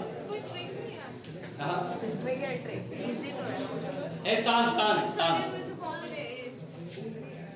शांत बच्चों शांत, चलिए रट्टा मार लो, जो आपको जैसे लगे रट्टा मार लो बस, इसमें मैं कोई मदद नहीं कर सकता। आराम से आराम से। एक चीज और बेटा इसमें कभी कभी पूछा जाता है, अब देखिए सवाल जो आप बनाओगे, नीट का जो एग्जाम है एनटीए, वो तो 3-4-5 सालों से ले रहा है, ऐसा थोड़ी ना है कि 20 साल से एनटीए ले रहा है एग्जाम। तो जो हमारे पास क्वेश्चन अवेलेबल है वो तो 10-15-20 साल वाले सारे क्वेश्चन है, तो उसमें एक आध क्वेश्चन आपको इससे टकरा जाएगा। दूसरा एक टाइप का क्वेश्चन ऐसा आएगा जिसमें बोलेगा theoretical and practical value of sigma, theoretical value of sigma ऐसे करके लिख के आएगा, theoretical value of sigma. Please सुनिए भैया, सुनिए, सिग्मा की थ्योरेटिकल वैल्यू और प्रैक्टिकल वैल्यू बोलेगा। देखिए सबसे पहले तो थ्योरेटिकल वैल्यू -1 से 0.5 तक देखेंगे आप, और प्रैक्टिकल वैल्यू आप देखेंगे ये, लेकिन ये नहीं पूछ रहा बेटा, फिर भी हम आपको बता दे रहे हैं क्योंकि जब आप पढ़ेंगे तो एक आध सेकंड के लिए इस पर भी नजर डालिएगा। और ये 0 से 0.5, देखिए मैंने सही लिखा है क्या, मैंने सही याद किया हुआ है, सही रटा हुआ है मैंने, एकदम सही रटा हुआ, एकदम मजा आ गया। कैसे रटा? रट गया बस, यही मेरी जिंदगी है, इसको याद नहीं करूंगा तो किसको याद करूं, यही मेरा करियर है, करियर होता है, ये मेरा करियर है, किसी को याद कर गया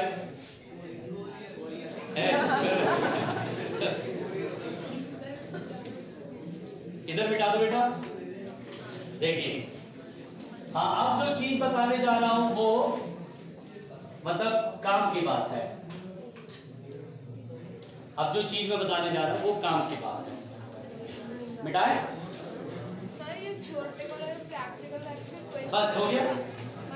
अभी इसको पढ़ाने से पहले ही बोला एनटीए अभी ये सब सवाल पूछना बंद कर दिया। आप जरा ना उठा के देखना 5-6 साल, नीट 2016 से लेके नीट 2020 तक का पेपर देखो, 5 साल का तो सवाल है ना, 16, 17, 18, 19, 20 5 ईयर क्वेश्चन देख लो, आना बंद हो गया।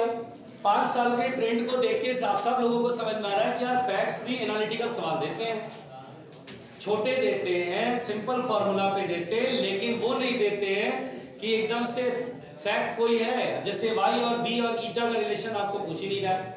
ये 5 साल का ट्रेंड है। स्टेट वाले भर भर के पूछते थे, स्टेट वाला एग्जाम पहले होता था, सीपीएमटी, आरपीएमटी, कर्नाटका, ये सब भर भर के देते थे, ये रट्टा मार के आओगे तभी निकाल पाओगे एग्जाम। खैर देखिए रिलेशन बिटवीन, ध्यान से सुनो बच्चों, relation between volumetric strain and longitudinal strain, ये देख लीजिए, ये काम की चीज है। वॉल्यूमेट्रिक स्ट्रेन एंड, बेटा बात नहीं करो, बात करना है बाहर जाकर के, एक बार भरपेट बात करके फिर आना क्लास में, ठीक है ना। देखिए relation between volumetric strain and longitudinal strain, हाँ इस पे इसको जानना जरूरी है, ये लास्ट टॉपिक रहेगा, ठीक है। ये कोई वायर है, ये लेंथ L है, रेडियस R है, ध्यान देना बेटा।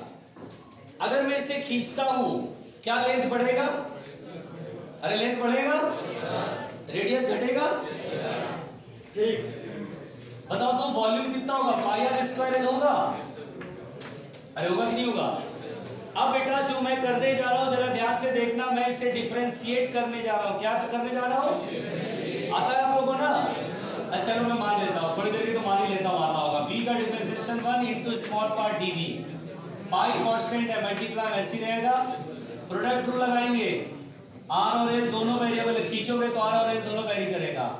पहले r स्क्वायर को रखेंगे, l का डिफरेंशिएशन 1 into dl प्लस अब l को रखेंगे r स्क्वायर का 2r into dr, इन दोनों को डिवाइड करो, dv अपॉन v।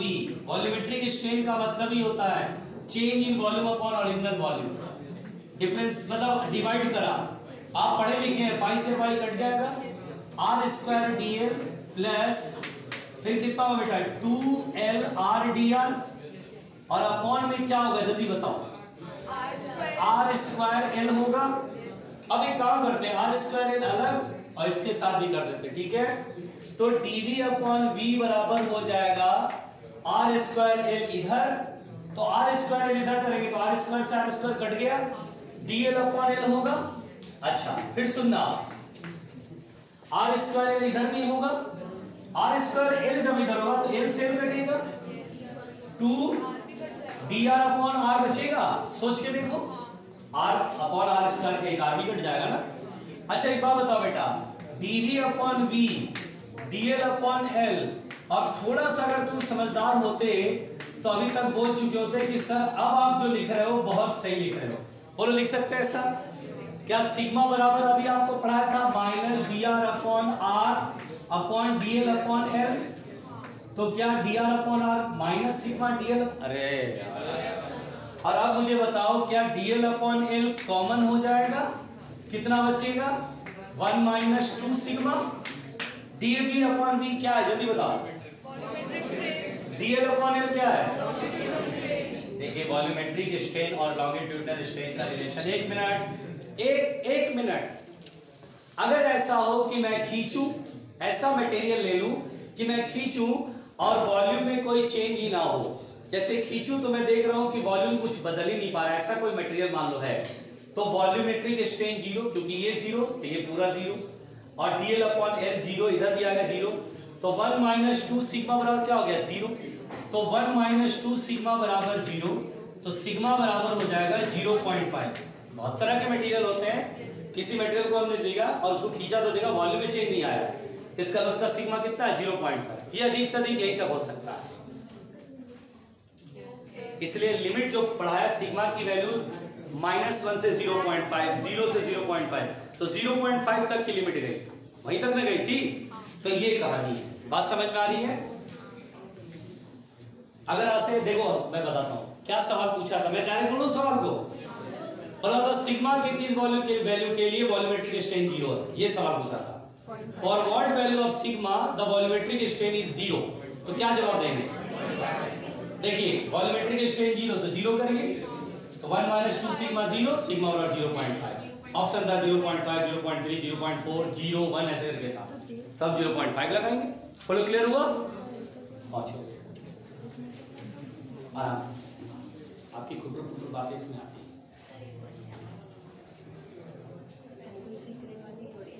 अब जो भी है आराम से, आराम से, ये था हम सबका प्यारा, ये था हम सबका प्यारा। हाँ अब तो सवाल ही सवाल है। हाँ हाँ बिल्कुल, पहले गार्गी के सवाल डिस्कस होंगे, पहले गार्गी के सवाल डिस्कस होंगे। एक ही है तो कोई बात नहीं, एक ही पहले के बाद एक ही डिस्कस होगा। आराम से,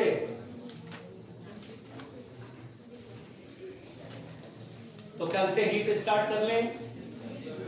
पहले तो फर्स्ट आज जो होगा अभी डाउट करा रहे हैं, फिर कल भी डाउट कराएंगे, उसके बाद हीट में पहले तो टेम्परेचर वाली कहानी समझाएंगे, ठीक है। कमिंग संडे को टेस्ट है ना, ठीक है। टेस्ट आपका जब भी होगा तो 10 बजे से होता है ना, तो जब भी होगा उसके बाद 2 से 5 अपन लोग क्लास कर लेंगे।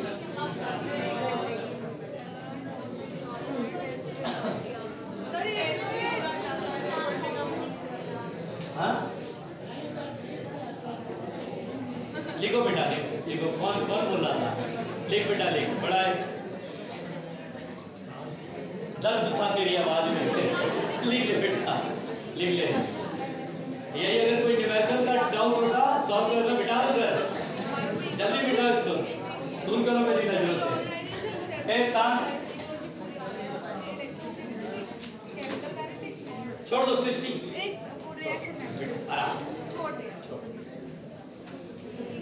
चलिए सब लोग सवाल अब हम लोग डिस्कस करते हैं। बिल्कुल दिल्ली पुलिस हाजिर है, बिल्कुल बिल्कुल यही करो बेटा। हाँ तेरा जब पढ़ो। चलिए देखिए बेटा सवाल हमारे सामने क्या है, भैया बातें नहीं करो। हाँ पहले जरा गार्गी दीदी का सवाल है तो हाँ बोलो बेटा। 1.40 14 हाँ 20 21, अरे क्या बात है। देखिए बेटा सुनिएगा, क्वेश्चन क्या है, मैं मन में नहीं पढ़ता हूँ, जोर से बोलो, मैं मन में, हाँ मैं मन में नहीं पढ़ता हूँ, मुंडी ऊपर करके ध्यान से मेरी बात को ध्यान से सुनिएगा। यीशु एक ऐसा बच्चा है जो बहुत ध्यान से मेरी बात को सुन रहा है, बाकी कोई सुन ही नहीं रहा है। कौन सुन रहा है? केवल यीशु। ध्यान सुनिएगा। अब वायर ऑफ, ठीक है ना यीशु, ध्यान देना। अब वायर, सुनिए, अब wire of cross sectional area 3 millimetre square. एक वायर है जिसका एरिया ऑफ क्रॉस सेक्शन कितना बेटा? 3 millimetre square is first stretch between two fixed point at a temperature of 20 degree Celsius. ये वायर दो फिक्स्ड वॉल के बीच में आपने इसे बांध दिया ठीक से, और टेम्परेचर 20 डिग्री सेल्सियस है। तो कहता हूं wire cross sectional area is first stretched मतलब खींचा हुआ है, between two fixed points at a temperature of, मतलब ऐसा ऐसे होगा, ऐसा समझ गया। ये वॉल जो है, दो वॉल के बीच में वायर यहीं तक आता होगा, तो ऐसे ऐसे हुक लगा हुआ है इसके अंदर, ऐसे खींचा और खींच करके यहाँ पर ऐसे हुक से फंसा दिया। तो अब बोलेंगे ये वायर एकदम स्ट्रेच्ड है, स्प्रिंग ऐसा बोलते हैं, और ये स्ट्रेच्ड वायर है। ओके, फिर बोलता है determine the tension when the temperature falls to 10 degree Celsius. अब जब टेम्परेचर 10 डिग्री सेल्सियस हो गया तो फाइंड टेंशन। रुको बेटा ध्यान से, क्वेश्चन का लैंग्वेज गलत है, अब मैं समझाता हूँ क्वेश्चन क्या होगा। और यंग्स मॉडुलस इसका है 2 × 10⁻11 न्यूटन पर मीटर स्क्वायर, और alpha that is coefficient of linear expansion 10⁻⁵ पर डिग्री सेल्सियस। एक बात सुनो, यह क्वेश्चन इलास्टिसिटी का नहीं है, बल्कि इसमें थर्मल एक्सपेंशन वाला चैप्टर मिक्स है। रुको मुझे बोलने दो, जितना मैं बोलूंगा उतना तुम्हारे, अगर सुन रहे हो तो तुम्हारे दिमाग में कुछ चीजें पिक्चर क्लियर होंगी। इस सवाल को गलत लिखा गया है, सही क्या? ये सुनो, एक वायर को दो वॉल के बीच में बांध दिया गया, और अभी ये नॉर्मल पोजीशन में है। कैसे बेटा? नॉर्मल है, जबकि लिखा है स्ट्रेच्ड, जो कि गलत लिखा है। लिखना चाहिए था एक वायर को दो फिक्स्ड एंड पर ऐसे बांध दिया, और अभी ये कोई टेंशन नहीं है, अनस्ट्रेच्ड है। जब हम 20 से 10 करते हैं, यानी टेम्परेचर कम करते हैं, तो देखिए थर्मल एक्सपेंशन पढ़ेंगे, जिसमें हम आपको बताएंगे बेटा कि टेम्परेचर बढ़ाने से एक्सपैंड होता है, और टेम्परेचर कम करने से वो कॉन्ट्रैक्ट होता है। यहाँ जब आप 20 से 10 करेंगे तो कॉन्ट्रैक्ट होगा, तो ये दोनों कील जो यहाँ पर दीवार में उसको अंदर की तरफ खींचेगा, तो वायर अब टेंशन में आ जाएगा, वायर में टेंशन होगी। कैसे टेंशन होगी बेटा? क्यों होगी? क्योंकि वायर क्या होना चाहता है? अंदर आना चाहता है, और दोनों कील इसको पकड़ कैसे रखे हुए, जैसे मेरे दोनों हाथ है, इसके बीच में वायर है, और टेम्परेचर कम कर दो तो वायर सिकुड़ना चाहेगा, तो मैं बिल्कुल ऐसे फोर्स लगा खींचना पड़ेगा मुझे, ताकि वायर ऐसी रहे, तो ये अंडर टेंशन होगा। वही टेंशन मुझे सॉल्व करने को कह रहा है। तो ये सवाल हम कैसे बनाएंगे बच्चों? जब हम पढ़ाएंगे थर्मल एक्सपेंशन में तो दोबारा कराएंगे, अभी बता दे रहा हूं, ठीक है? इसको बनाएंगे ऐसे कि देखिए यहां पर बेटा यंग्स मॉडुलस बराबर, देखिए इसमें ना टेंशन है, मतलब स्ट्रेस डेवलप हुआ है ना, स्ट्रेस डेवलप। और देखिए वाई बराबर होता है स्ट्रेस अपॉन स्ट्रेन, होता कि नहीं होता है? जल्दी बताइए, होता है। अब एक बात बताइए बेटा, स्ट्रेस क्या? Tension upon cross sectional area होता है, tension upon cross sectional area, और स्ट्रेन होता है change in length upon original length. am I right?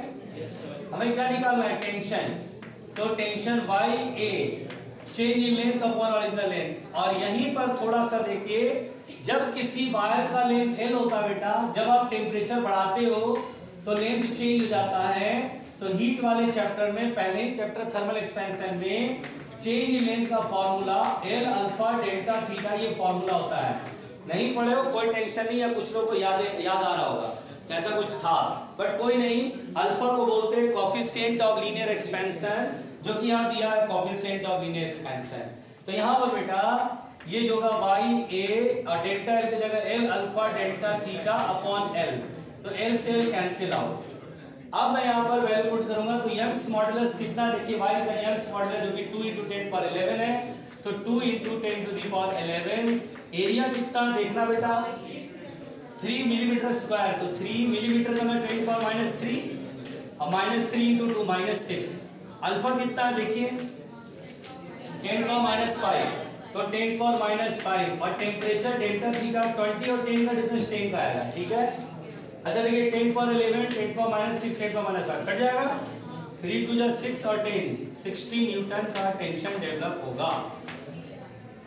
बोले तो 60 न्यूटन, ठीक है ना। आ रहा है देखिए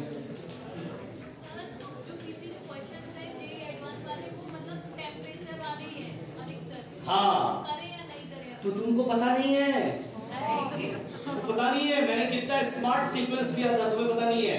इलास्टिसिटी, उसके बाद थर्मल एक्सपेंशन, नहीं आ समझ में, इलास्टिसिटी और फिर उसके बाद तो जैसे इलास्टिसिटी के ऊपर पढ़ा थर्मल एक्सपेंशन में आओगे सारे सवाल बनने लगेंगे।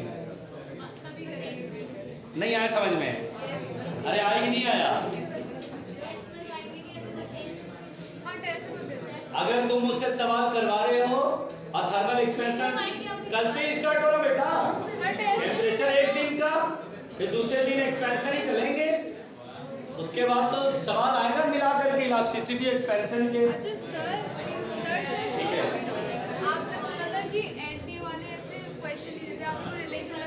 सुनो सुनो, सृष्टि ने कहा कि आपने कहा था कॉमा आगे बोलो।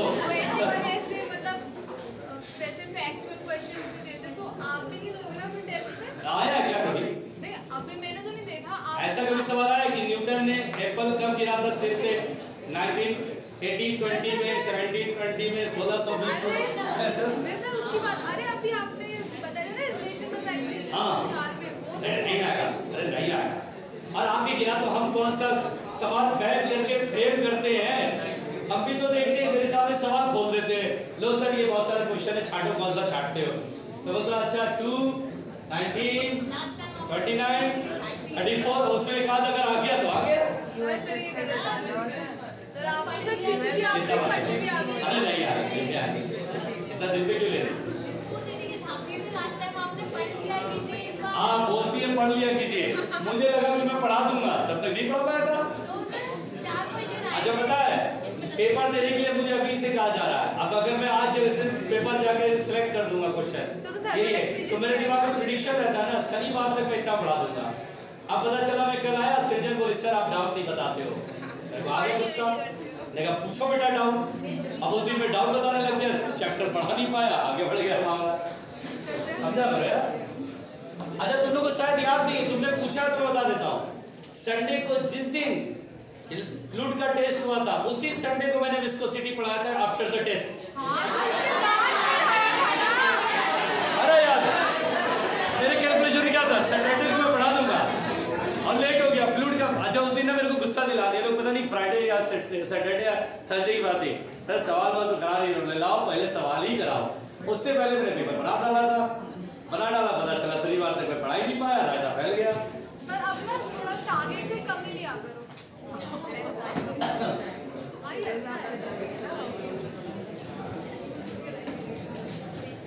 हाँ भाई चलिए मुंडी, चलिए जरा मुझे बुकलेट मिलेगा तब तो बताऊंगा। अच्छा एक सर्विस स्टेशन सुनिए, बिल्कुल दिल्ली पुलिस सेवा में है, बस आप लोग शांति बना कर रखिएगा। आप देखिए लोगों के चेहरे मुरझाना शुरू हो गए, मुंडियां नीचे गिरने लगी, ठीक है। आप लोगों को नींद आना शुरू होगा, कुछ लोग जुगाली करेंगे। हाँ भाई बोलिए।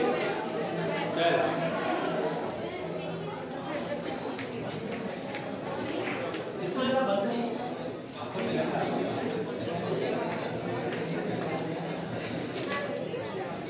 नहीं, शांत है। JEE Main 2017। अच्छा चलिए जो सवाल मैं पहले समझाऊंगा, एक मिनट बेटा, एक मिनट, जो सवाल मैं समझाऊंगा उसका डायरेक्ट सॉल्यूशन नहीं दूंगा, पहले आप बनाएंगे, ठीक है?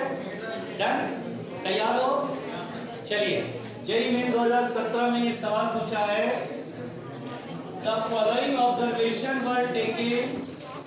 अच्छा देखिए पहले क्वेश्चन सुनो, सृष्टि प्लीज, और सब लोग क्वेश्चन सुनना, बात नहीं करो, आपको बनाना है, पहले आपको बनाना। मनोज कुमार सिंह को बंद कर लियो, ध्यान सुनो। The following observation were taken, कुछ ऑब्जर्वेशन लिए गए, लिखो नहीं समझो। For determination of surface tension, यानी सरफेस टेंशन फाइंड करने के लिए कुछ ऑब्जर्वेशन लिए गए। तुम लोग अपना खुटखुट बंद करो, बंद करो पहले। हाँ अब सुनो, कहा यह जा रहा है diameter of the capillary tube 1.25 into 10⁻² मीटर। बेटा कैपिटल डी क्या है, जल्दी बोलो। Diameter of capillary tube. फिर देखिए rise of water in the capillary है 1.45 इंटू 10⁻² मीटर। कैपिलरी ट्यूब में जो लिक्विड राइज कर रहा है वो कितना लिखा हुआ है, जल्दी बताओ। 1.45 इंटू 10⁻² मीटर। ठीक है यशु, तुझे बनाना होगा बेटा। फिर बोलता है जी की वैल्यू आपको लेना है 9.8 मीटर पर सेकंड स्क्वायर। ठीक है ना, तो वो कम वक्त जो सुनो ये यहाँ क्यों पूछ रहे हैं, जो सुनो ये यहाँ इसमें पता है क्या पूछा है, एरर का सवाल है। जो सुनो लो, एरर का सवाल है और एरर का सवाल अभी हम नहीं बनाएंगे क्योंकि यहाँ पर बैठे हुए कुछ महान आत्मा है ना, उनका नहीं पढ़ा होगा और या बहुत साल पहले पढ़े होंगे तो वो उस समय भी नहीं समझ में आया, तो करोड़ों साल बाद क्या पूछोगे सर उसके बारे में, वो तो याद वैसे भी नहीं रहेगा। तो एरर जब मैं क्लास में पढ़ाऊंगा तब इस तरह के सवाल बनाने के तरीके समझाऊंगा, तब आप बनाना, समझी ना लक्ष्मी दीदी, इसलिए सवाल अभी नहीं बता रहा। अगला सवाल बोलो जरा देना दीदी, इलास्टिसिटी वाला ना, इलास्टिसिटी बोल बेटा। लेवल 1 का 12, चलिए फिर बनाइएगा बेटा। चलिए लेवल 1 का 12 नंबर।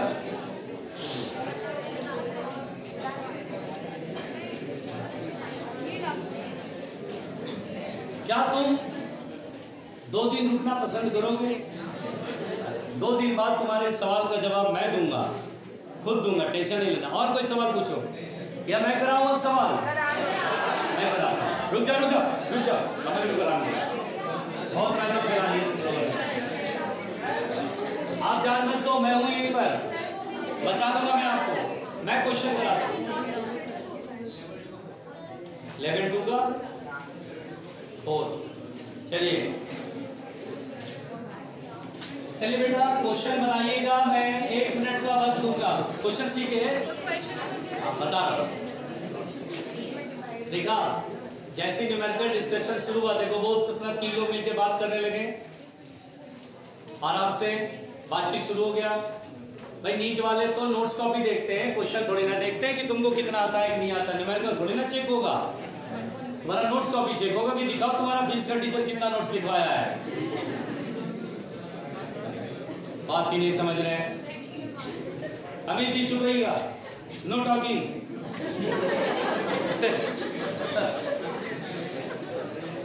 शांत रहो भाई, शांत रहो, पहले शांत, पहले बिल्कुल शांत। अब तुम लोग अपना फुटर फुटर फिर मान ही नहीं रही है।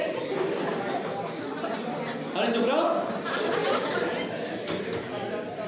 मानते ही नहीं है। शांत भाई, हाँ चलिए अब सवाल बता रहा हूं, आप बताना, ठीक है? चलो क्वेश्चन को समझना। 2 wires, one of copper and the other of steel. 2 wire बेटा, एक कॉपर का और एक स्टील का, दोनों का लेंथ सेम है, क्रॉस सेक्शनल एरिया सेम है। तो देखिए बेटा 2 वायर है, किसका किसका मैंने बोला, कॉपर और स्टील का। सुनिए दोनों का लेंथ सेम है और एरिया ऑफ क्रॉस सेक्शन भी क्या है, सेम। अब क्वेश्चन सुनिएगा, they are welded together to form a long wire. इनको वेल्ड किया गया, देखिए एक के बाद एक वेल्ड किया, जैसे ये, उसके बाद ये दूसरा वायर ऐसे वेल्डिंग कर दिया गया, ऐसे जोड़ दिया गया ठीक से मुंडी पर। ये कॉपर स्टील, ये कॉपर मान लीजिए, स्टील मान लीजिए। सुनिए ध्यान से, on suspending a weight at its one end, इससे एक वेट टांग दिया तो increment in length is found to be 3 centimetre. मान लीजिए बेटा ऐसे हम करते हैं, ये वायर है स्टील का, कॉपर का, इससे जब हम एक वेट टांगते हैं तो देखते हैं कि जो लेंथ होता है वो इंक्रीज कर गया, increment in length. Delta L है 3 मीटर का, सेंटीमीटर है 3 सेंटीमीटर का। तो बोलता है अगर सुनिएगा स्टील का Young's modulus 2 times of the copper है, तो आपको बताना है कि then the increment in steel wire, तो आपको बताना है देन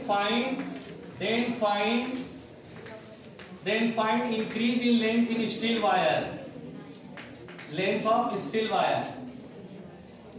अगर पूरे कॉम्बिनेशन का लेंथ में 3 सेंटीमीटर का है तो उसमें स्टील वायर कितना एक्सपेंड हुआ होगा, ये सवाल है बच्चों।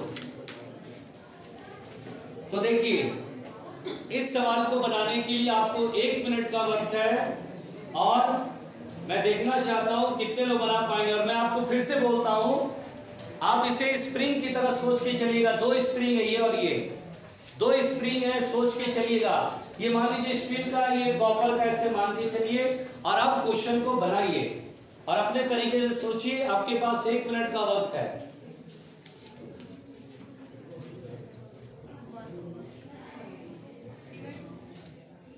थ्री बाई टू का मतलब 1.5 सेंटीमीटर। कौन बताया? अच्छा तुम। और सोनी दीदी तुम भी बता रही थी 1।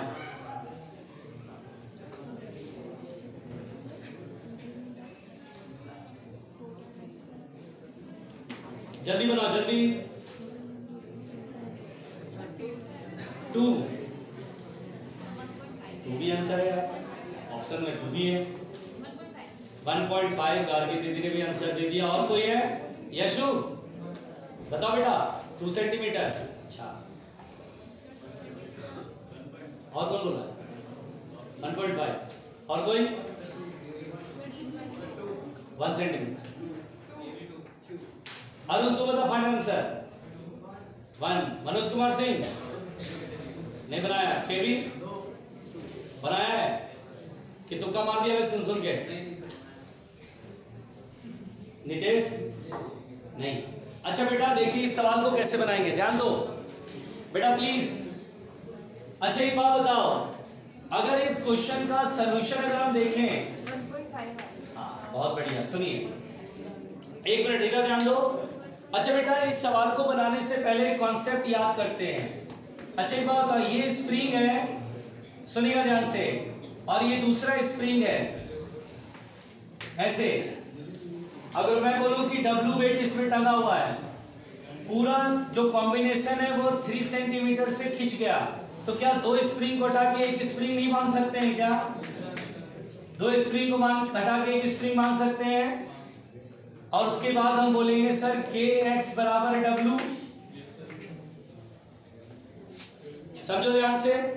लेकिन हम लोग को ना k तो निकल जाएगा, सीरीज में याद है k1 k2 upon k1 plus k2, तो W निकाल लेंगे। लेकिन k1 k2 के लिए आपका रायता बनेगा। तो एक काम करो, ऐसे मत बनाओ। देखो एक काम करो, इससे लंबा जाएगा, हमें बहुत छोटे तरीके से बनाना है। एक काम करो ऐसे करो, मान लो इस बार में एक्सपेंशन हुआ x1 का, इस बार में एक्सपेंशन हुआ x2 का, तो ऐसे बनाओ, ये एक्सपेंड हुआ ये भी एक्सपेंड हुआ, दोनों मिलाकर के 3 सेंटीमीटर होगा बेटा। तो ऐसे कर लो x1 प्लस x2 बराबर 3 सेंटीमीटर, पहला इक्वेशन। फिर सुनना आराम से, ये W है तो ध्यान देना।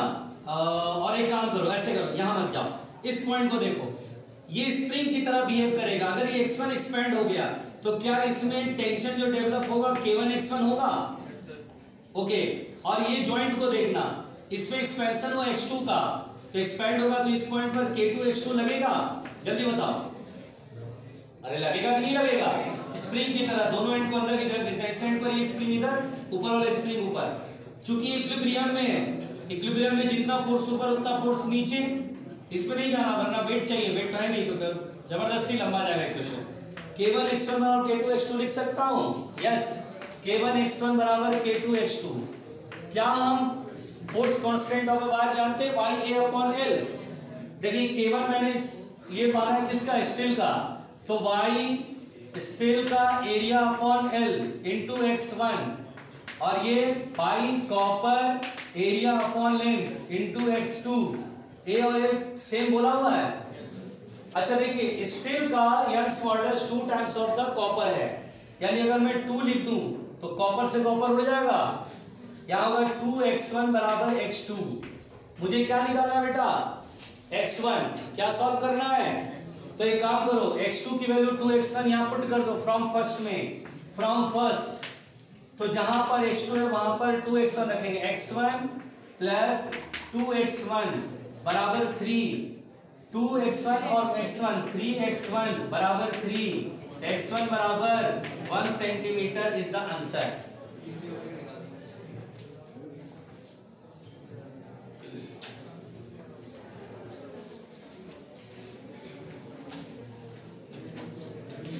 यस तो नहीं बना था,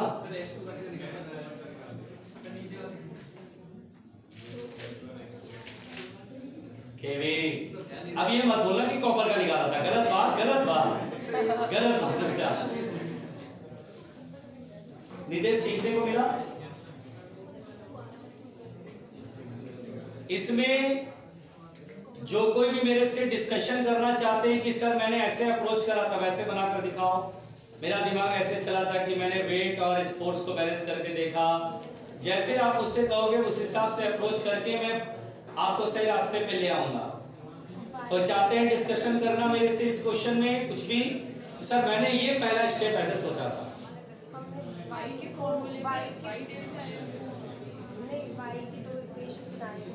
वाई की दो इक्वेशन, कॉपर की एक स्टील की, हाँ उससे 4 से 4 कैंसिल हो जाएगा ना, हाँ बस फिर x1 और x2 की वैल्यू वैसी ही है, ठीक है, केवल x1 इक्वेट कर। हाँ ठीक है। भैया शांत, और इसको आप ऐसे भी बना सकते हैं। देखो सृजन ने बहुत अच्छा कहा, इसने ये कहा कि सर देखिए इसको ऐसे भी बना सकते हैं, ध्यान देना बेटा ध्यान देना, मिटा दो इसको, लिख लिया, इसको ऐसे भी बना सकते हैं। आप इसको टफ मत समझना, इस क्वेश्चन को आसान है, आप इसको ऐसे भी बना सकते हैं, ध्यान दो। बहुत अच्छा बोल रही है, देखिए बोली कि सर एक बात बताओ, x1 प्लस x2 मेरे पास 3 है, बिल्कुल 3 है। अब इससे बोला सर एक काम करते हैं, वायर में हर जगह टेंशन सेम होगा। मान लीजिए स्टील के लिए यंग्स मॉडुलस का फॉर्मूला लगाइए, यंग्स मॉडुलस होता है स्ट्रेस अपॉन स्ट्रेन, टेंशन का force F upon A, strain change in length upon original length L1, ठीक है, सेम लेंथ है ना तो L मान लीजिए।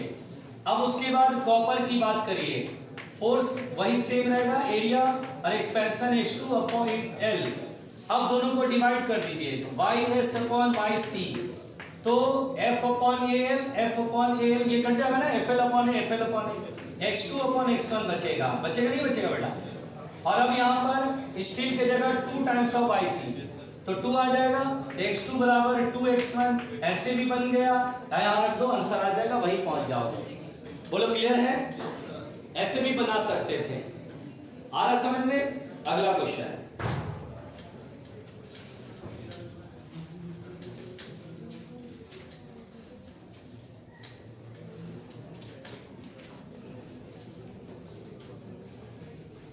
लिखो क्वेश्चन लिखो जरा, चाचा बात नहीं, लिखो सब लोग, क्वेश्चन लिखो सब लोग, बातें नहीं करो, यस लिखो question. On applying the load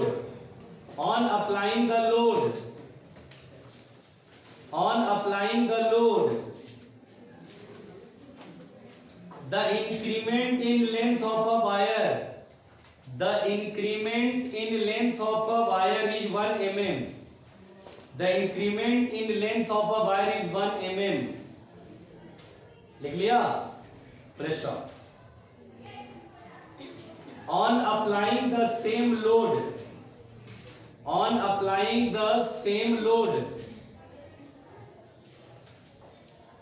another wire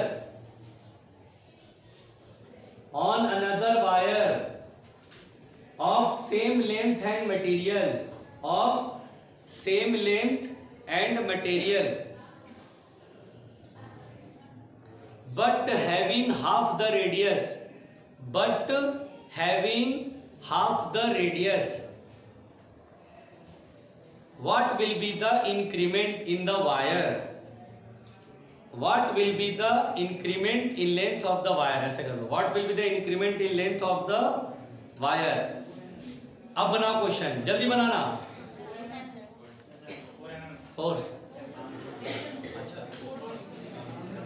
बना जल्दी जल्दी जल्दी जल्दी जल्दी।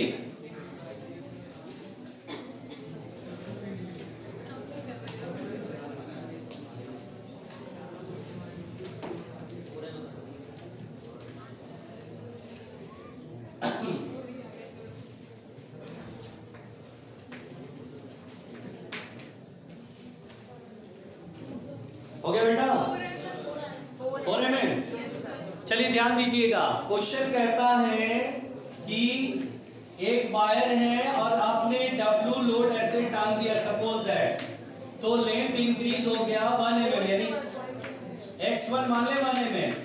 अब कहता है दूसरा वायर लो सेम मटेरियल का, यानी यंग्स मॉडुलस सेम है, और क्या बोलता है लेंथ भी सेम है ना, लेंथ भी सेम है, जितना लेंथ इसका उतना ही लेंथ इसका, लेकिन रेडियस क्या हो गया बेटा? हाफ, r/2 हो गया ना, यंग्स मॉडुलस सेम है, तो बोलता है लेंथ में चेंज बताओ, सेम लोड टांगना है, बोलो कैसे बनाए? तो T बराबर kx, W बराबर kx, k की वैल्यू y a, a की जगह pi r square upon length into x। क्या W सेम है, y सेम है, l सेम है, पाई सेम है, क्या बोल सकते हैं? r square is inversely proportional to x, या x inversely proportional to r square से क्वेश्चन को बनाओ, ठीक रहेगा। इनिशियल एक्सपेंशन कितना 1 mm, बाद का एक्सपेंशन सॉल्व करना है। अच्छा एक्सपेंशन ऊपर लिखा तो उसका रेडियस नीचे लिखेंगे, r स्क्वायर नीचे, और इसका r/2 हो गया ना, हाँ r/2 तो r स्क्वायर बाई 4, तो x2 बराबर 4 × 1 4 mm। Follow clear? अगला क्वेश्चन सब लोग बनाओ, आसान आसान क्वेश्चन दे रहा हूं, प्रैक्टिस करा रहा हूं, जिससे कि सवाल बनाने में कॉन्फिडेंस डेवलप हो। अगला क्वेश्चन बनाओ।